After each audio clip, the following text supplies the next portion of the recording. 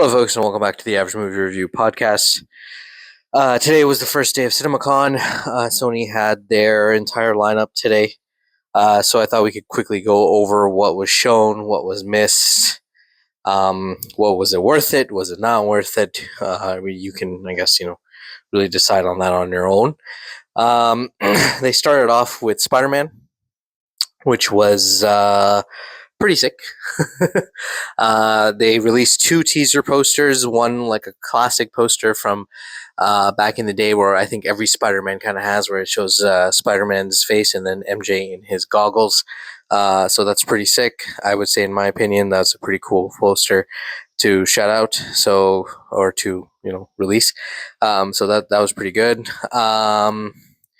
They had Tom Holland on screen. He was super excited. No, I don't think he was there, but I heard he was like a projection or something of that sort. So, but he was saying how this is one of Spider-Man's best stories. It's emotional. We're going to see a lot of the sacrifices he had to do during the time, or the sacrifices he made during No Way Home, and we're going to get to understand why he made those sacrifices, and we're going to see the consequences of those sacrifices.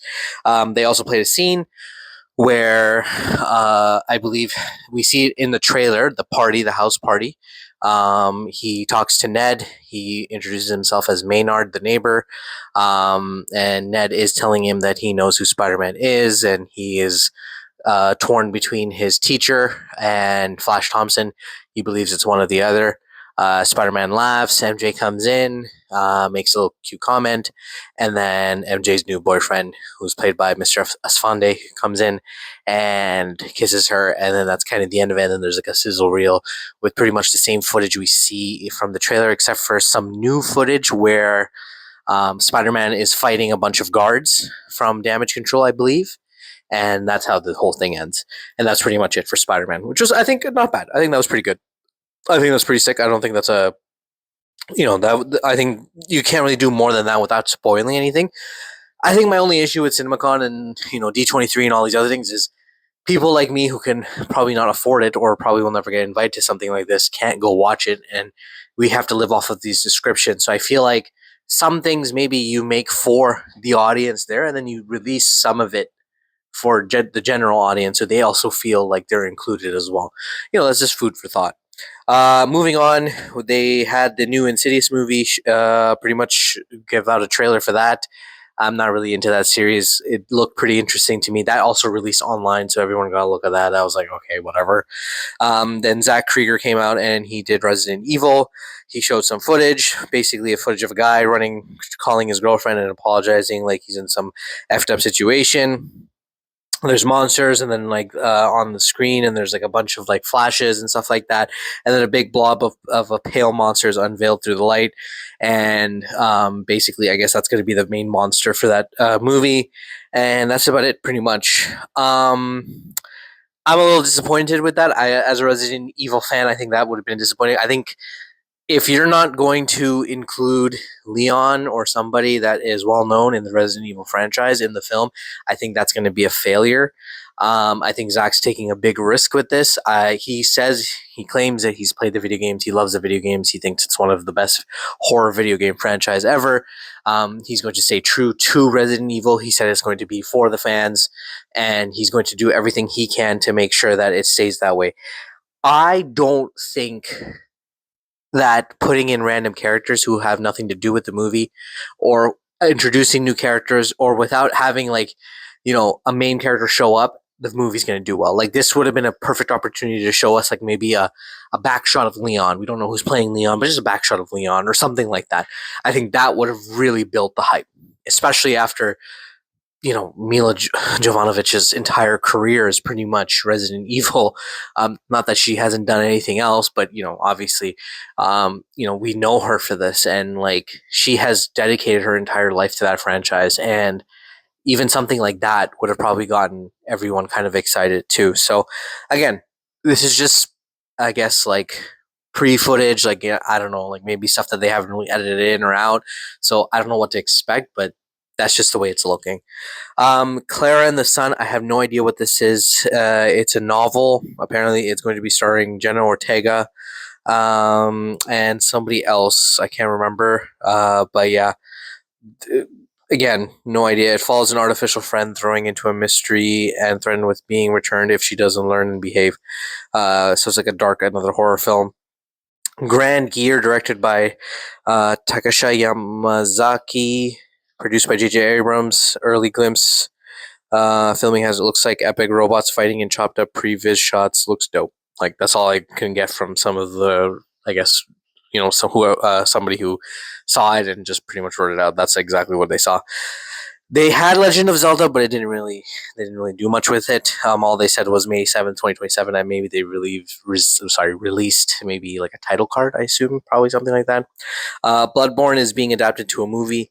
Again, I don't think every game needs to be adapted into a movie. This is one of those moments. I don't think Bloodborne needs a movie. I think Bloodborne is just good as it is.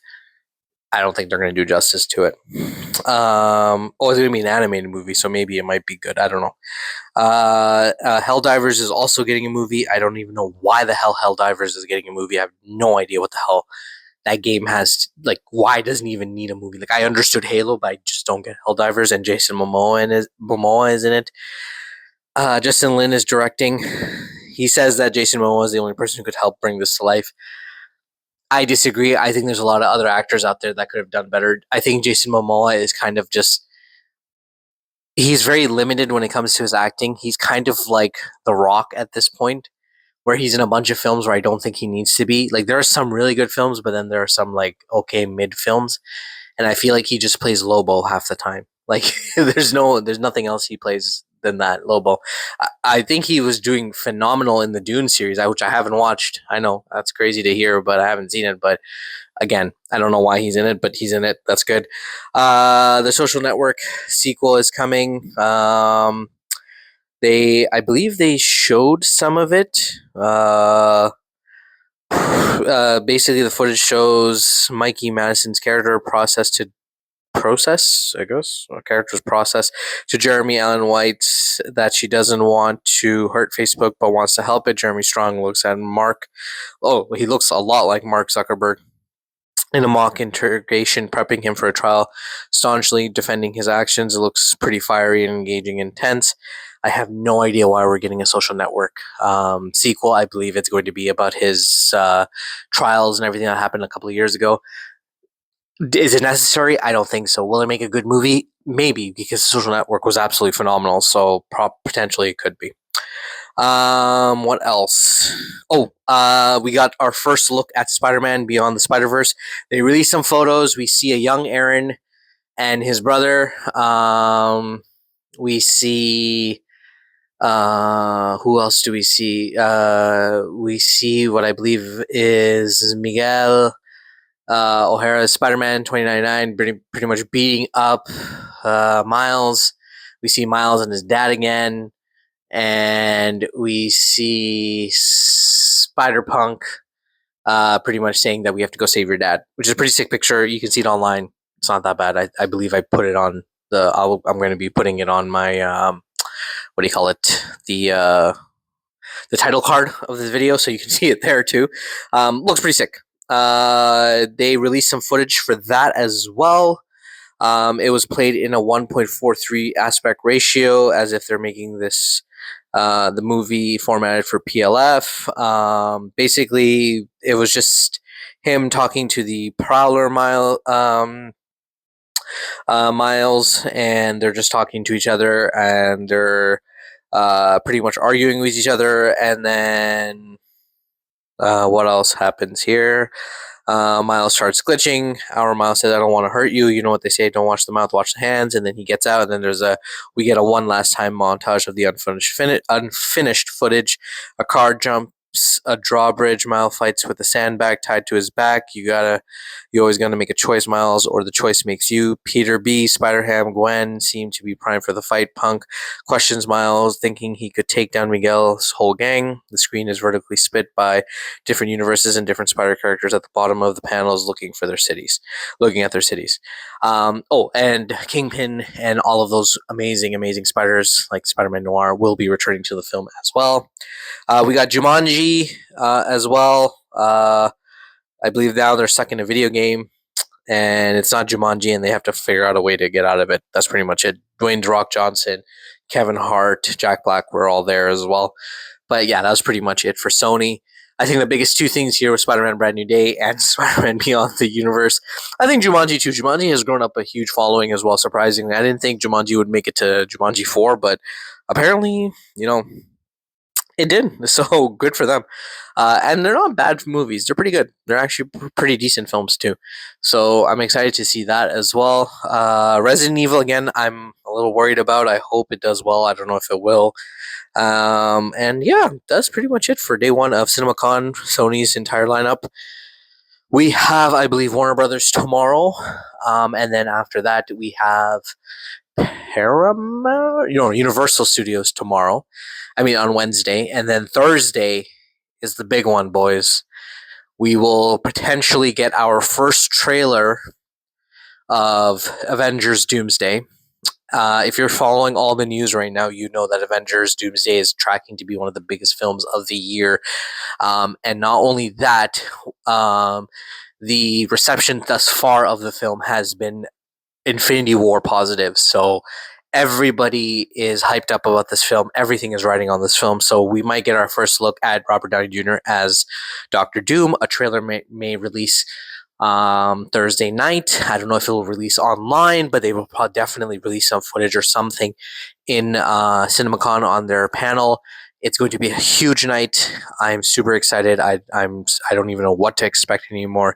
I genuinely hope they do release a trailer for this. This is what we need right now. This is kind of the only way they're going to be able to bring back, I would say, that hype that they've been building up. Right now, Spider-Man is doing everything and holding on, pretty much holding the MCU together at this point, and so is Daredevil, don't get me wrong. And some of the shows that are being released and some of the stuff that are being released in the background, absolutely phenomenal stuff. So they're all holding it on, but I think Avengers Doomsday will finally bring back the hype that we've been waiting for. But yeah, let me know if you guys have any comments. What do you guys think? Are you excited for Brand New Day? Are you excited for Beyond the Spider-Verse? Are you excited for Jumanji 4? Are you excited for Resident Evil? What do you guys think? Legend of Zelda, will we see anything? Hopefully by the end of the year. I don't know. But yeah, let me know and catch me on the next one. Have a wonderful day, guys.